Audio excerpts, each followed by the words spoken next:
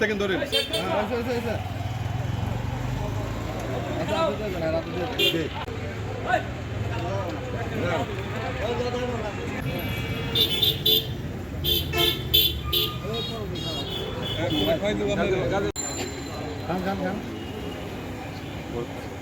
Thank you.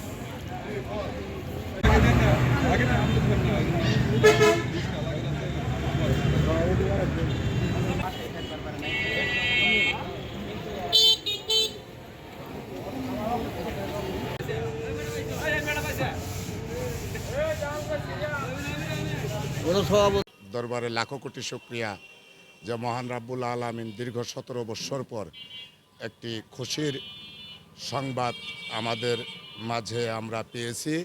এই জন্য আবারও মহান আল্লাহ দরবারের কাছে লাখো কোটি শুকরিয়া আদায় করি। আলহামদুলিল্লাহ, দীর্ঘ 17টি বৎসর আমাদের দেয়ানগঞ্জ এবং বকশীগঞ্জ উন্নয়নের ধারা থেকে অনেক পিছিয়ে ছিল।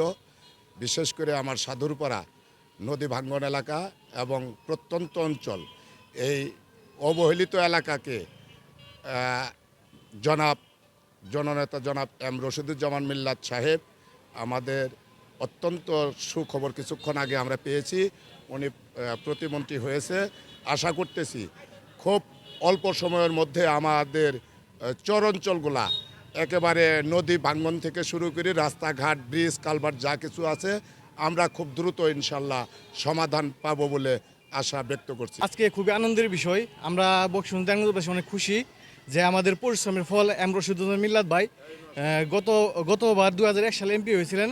আমাদের দেয়ানগঞ্জ বকশীগঞ্জ প্রচুর পরিমাণে উন্নয়নের কাজ করেছে এবং এবার আমরা তারই পরিশ্রমের ফসল অনুযায়ী আমরা এবার একটা প্রতিমন্ত্রী পেয়েছি।